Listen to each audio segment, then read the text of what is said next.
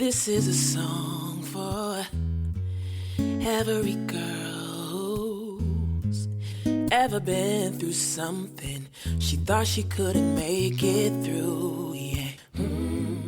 I sing these words because Trans rights are human rights! Trans rights are human rights! People are scared or somewhat confused about what they don't know about.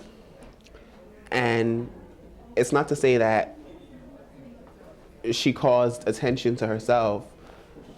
I'd more so say they didn't know how to react or respond to her being a woman of trans experience. There was a young woman named Ilan Nettles who on August 17th was just walking down the street with some friends, you know, minding her own business, and she was catcalled by a couple of guys. And one of them, once they realized she was trans, she was beaten into a coma, and 5 days later she died. She was one of our models and our designers in all of our shows. We are very touched by this. We demand justice. We want to know, what did they do with the evidence? The perpetrator basically got away with it with just probation and, you know, just basically a slap on the wrist. Thank you all so much for being here. Ilan Nettles was a client of the Ali Fournet Center 6 months ago. The police department was delinquent in their initial investigation. We've been waiting for 2 months for the DA to deliver some sort of result. If it was anybody else, you know, if it was like a president's son or if it was anybody else, they would have did more action to it. It seems like because the person was of trans that they just threw it out. They just closed it and said, oh, well. This is not acceptable. Not one more. The first thing you do when you get scared, you tend to freak out. And that's when the abuse, the hurt, the anger, the frustration, you beat somebody because they're different. And I think it's so disgusting. There's too many young trans people who have died that the NYPD just don't really follow up on, and they turn into cold cases. Like Ali Fournet, who this program is named after, is still a cold case, you know, what, more than 15 years now? I am sick and tired of gathering on these occasions. We have had enough, and we are calling for the police commissioner Bratton, and we are calling for District Attorney Vance to do the right thing now. Yeah. The more that's being done to educate people about trans life or more about the LGBT community, it'll give people a different mindset or a different look at the way that they see things. We are liberating ourselves today. If this can happen to one person, this can happen to all. This can happen to all of us. I knew her myself, and yeah, I just, like, it's fucked up. People getting killed for being themselves. We need to avoid these crimes by educating our young ones. Thank you, and have a blessed day. We as a community, we need to stick together. So rallies are beneficial. It shows how much people care. Who are beautiful, yeah, you. Who are brilliant, yeah, you. Are powerful, yeah, you. Who are resilient, yeah, you. This song is for you. I am a healer, an academic, an orator. I am a revolutionary. I am a descendant of slaves, kings and queens ripped from the shores of Africa. I come from a village of freedom fighters and liberators. I am goddess, queen, sister. November is Transgender Awareness Month, and in honor and reverence of those who have come before me, those who have paved the way for Black trans brilliance, existence, Black trans revolution, Mother Sylvia Rivera, Marsha P. Johnson, Miss Major Griffin Macy, Monica Roberts, Andrea Jenkins, Valerie Spencer, Goddess Ruby Corrado, Ashe. 2014 marks the 45th anniversary of the Stonewall Rebellion. And while so many of us toasted at corporately funded parades and rooftop pajama parties, the trans community of color gathered at rallies and vigils and healing circles in an attempt to pick up the shattered pieces of our lives and push forward to have the most transformative year in the life of any trans person of color. The same year that our country boasts historical leaps towards LGBT equality and inclusion. The same year that goddess Laverne Cox graced the cover of Time magazine and is named Glamour Woman of the Year. The same year that we see majestic images of folks like us in the media, like Janet Mock, Teak Milan, Gina Rosero, and Daniela Carter. This same year, in a span of less than 4 months, 10 trans women of color were brutally murdered right here in the United States. Tayshawn Ashley Sherman, Anaya Parker, Alejandro Leos, Tiffany Edwards, Candy Hall, Zoraida Reyes, Yasmin Sanchez, Maya Henderson, Brittany Nicole Kidd Sturgis, and the unidentified trans woman whose body was found in my hometown of Detroit. We'll call her Goddess Detroit. I speak your names. I honor you. I honor the ultimate sacrifice that you have paid so many of us can stand here today unapologetically, unabashedly in our truths. The average age of these women was less than 35 years old. Every breath a trans person of color takes is an act of revolution. So here's the syllabus, and I hope you're hungry. We're going to deconstruct the gender binary. We're going to talk about how structural oppression is inextricably linked to the physical violence that is taking place in our community. We're also going to talk about healing, restoration, fellowship, and action for all of us. But most importantly, we are going to celebrate Black and brown, trans and gender nonconforming bodies, identities, narratives, leaderships, and lives, as this is Transgender Awareness Month. And today we are going beyond the curiosity of coming out. We're going beyond the curiosity of genitalia. We are going beyond the curiosity of the package consumption of this victim narrative. I hope you're hungry. Let's eat. Deconstructing the gender binary. Now see, the way gender is set up, we see it as either one or the other along this spectrum. You're either male, you're either female, or you're somewhere in between. Your expression is either masculine or feminine or somewhere in between. And the way I see gender, and the way how we all should see gender, as an explosion of expressions, an opportunity to flourish and self-determine, not as this oppressive system that works to keep women barefoot in the kitchen and men the rulers of the universe. You see, the gender binary refers to a notion that gender exists in black and white, either you're male or you're female. There are countless non-binary genders as well as countless combinations of genders. You see, from the day a baby is born, their life has already been constructed. From blankets and bonnets to strollers and booties, all have been selected, pink for boy, pink for girl, and blue for boy. This child has been conditioned, indoctrinated, and even rewarded to perform within those roles assigned to that prescribed gender. They're also chastised, teased, punished, and even murdered when their performance is deemed other. Trans youth are not encouraged to celebrate who they are. We are not encouraged, or we're not taught by society that our lives have tremendous value. The video that we watched featured, the featured video encapsulates how the harsh realities that trans youth of color face. Goddess Alon Nettles, I speak your name. The community wrapped themselves around her life, her memory, and her mother, Dolores Nettles. And that is not always the case. So in this moment, I want to honor the resilience of the families and friends, chosen or otherwise, who stand in solidarity with trans youth. I also want to talk a little bit about my mom, who could not be here today, the Reverend Dr. Vivian Harris Davis. You know, growing up in a single-parent home in Detroit with my 3 brothers, I had no clue the implications structural oppression would have on my life. My mother is my shero. My brothers were my protectors. My mother taught me that I could be whoever I wanted to be and whatever I wanted to be. As a matter of fact, she challenged me every day and pushed me harder to strive higher, to do more, not just for me, but for those around me and for those who look like me.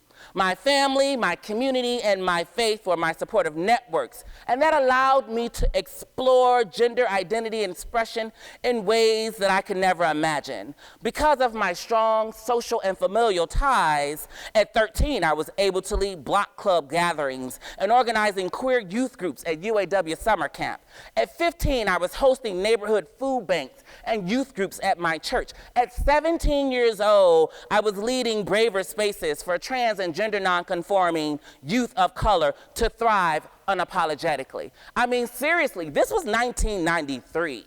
And in Detroit, Michigan, as a Black, trans, female-identified youth, creating spaces that served as incubators for the development of radical, transformative analysis and framework steeped in cooperative economics and restorative justice. And like I said, this was in Detroit. It wasn't until I moved to New York City on a one-way bus ticket and $40 in my pocket that I really began to experience the harsh realities navigating structural oppression as a Black trans woman. You see, I had this grand idea that I would move to the big city and see all the big lights.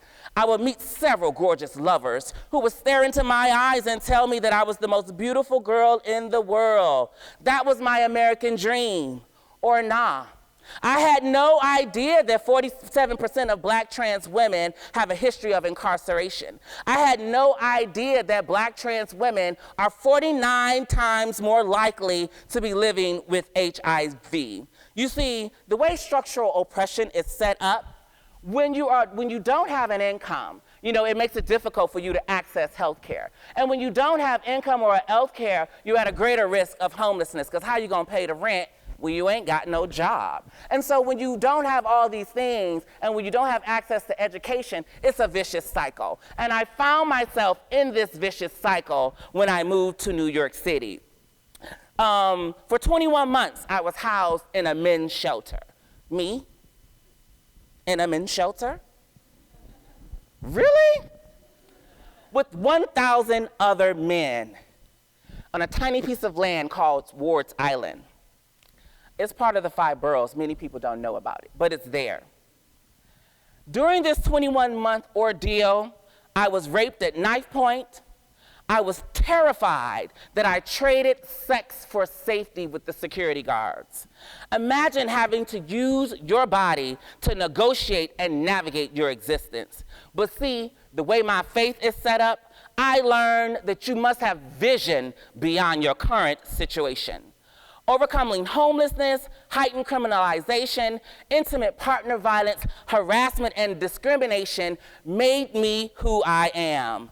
Don't cry for me. I am no victim. These experiences enabled me to ensure that trans folk were at the table when it came time to matters that impacted our lives. From being instrumental in writing the patrol manual and training guides for the cadets and officers at the NYPD, to making sure that trans folk had access to appropriate shelter accommodations, as well as access to social services and government agencies.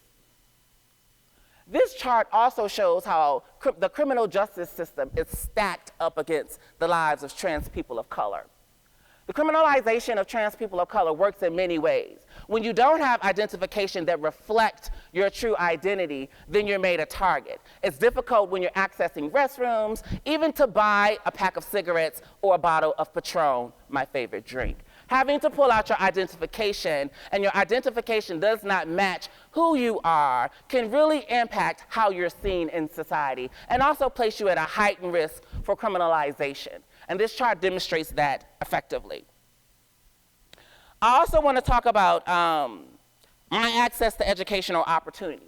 and also the unwavering support of my family that has enabled me to stand here today as the co-founder and national director of Trans Women of Color Collective, a grassroots, member-led and funded organizing initiative that works to uplift the lived narratives, the experiences, and leadership of trans people of color.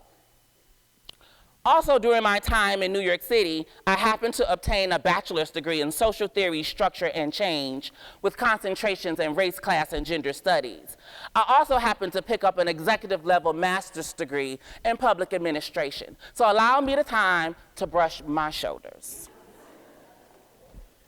Trans Women of Color Collective was created out of the need for healing, restoration, fellowship, and action. We came together after the brutal murder of Alon Nettles. You see, historically, trans women of color have been the catalyst of change and social justice movements. Historically, we have been discarded and counted out, left behind by many who are trusted with our care. We are disproportionately impacted by underemployment, underhoused, and forced to navigate these systems of oppression. These are the 13 women who came together after Alon Nettles' vigil. There's Janet Mock and Laverne Cox. There's Daniela Carter. And there's many women who came together. Nala Simone, Coco Jones, these trans women of color, setting the tone, living unapologetically in their truths. And in spite of the obstacles we face as trans women of color, we are resourceful, educated, resilient, and quite capable of leading our movement. As a matter of fact, we must lead our movement. It is our destiny. In August, we launched the Black Trans Revolution Tour, which consisted of call to actions that spanned the Northeast region. In Baltimore, Maryland, where the murders of Maya Henderson and Candy Hall took place, we held a call to action at Johns Hopkins University during the Making Money for Our Movements conference. We organized with the local trans community. Pioneer Monica Stevens joined us as leaders from across the country. Angelica Ross, Nico Gomes, Issa Noyola, Shella Marie Coleman, who led the charge that our lives matter. We held call to actions in Pittsburgh, North Carolina, Boston, and our sisters from Tewauk, Ohio joined in the Freedom Fighters in Ferguson, Missouri. We held call to actions in New York City as well on the 1-year anniversary of Alon Nettles' murder. Her murderer still walks the streets today. 2014 has been a transformative year for the Trans Women of Color Collective. We launched chapters in Ohio. We led 4 revolutionary youth. The Trans Women of Color Collective in Ohio is run by 4 revolutionary youth: Cherno Biko, Aaron Lang, Ripley Bennett, and Elle Hearns. In New Orleans, we launched the Trans Women of Color Collective that is led by our revolutionary youth goddess Milan Nicole Cherie and Lorraine Ellis. And we also launched our national headquarters in Washington, D.C. Our Black Trans Revolution Youth Leadership Summit was held 3 weeks ago in Pittsburgh in collaboration with the Garden of Peace Project led by Michael David Battle. In less than 1 month, we raised over $20,000 to host 25 trans and gender nonconforming youth of color to participate in a 4-day intensive leadership retreat. Black Trans Revolution was born out of the lack of resources, intentional space, lack of accountability, funding, and meaningful investment in the lives of Black trans individuals, our leadership development, and the issues that disproportionately impact our lives. Historically, queer spaces and organizations have been dominated by cis, white, gay, and lesbian folk. This systemic erasure has led to the unbalanced national LGBT policy and legislative platform that disregards our leadership and our lives. As white, queer-led organizations continue to reap the benefits, grants, and funds directed at Black trans people, there has been no intentional pathways or pipelines that are created for Black trans people to move the imperative racial, economic, and social justice work that is needed to transform our communities. Just last week, we held a retreat in Columbus, Ohio. Ohio is the epicenter of violence in our community. 4 trans women of color were murdered there in 1 year. Betty Skinner, Brittany Nicole Kidd Sturgis, Tiffany Edwards, and Samaya Dove. I speak your names. Now more than ever, young Black trans people and our families, our communities desire to heal from the collective trauma, restore our leadership and legacy, and be wrapped in the fellowship with folks like us to move to action to create the sustainable, revolutionary change in our lives and in our communities. We are the change we seek. In the revolutionary words of Assata Shakur, it is our duty to fight. This is where you repeat it. It is our duty to fight. It is our duty to win. It is our duty to win. We must love each other and protect each other. We must love each other and protect each other. We have nothing to lose but our chains. We have nothing to lose but our chains. Now let me hear the bass in your voice. It is our duty to fight. It is our duty to fight. It is our duty to win. It is our duty to win. We must love each other and protect each other. We must love each other and protect each other. We have nothing to lose but our chains. We have nothing to lose but our chains. Thank you so much, Middlebury.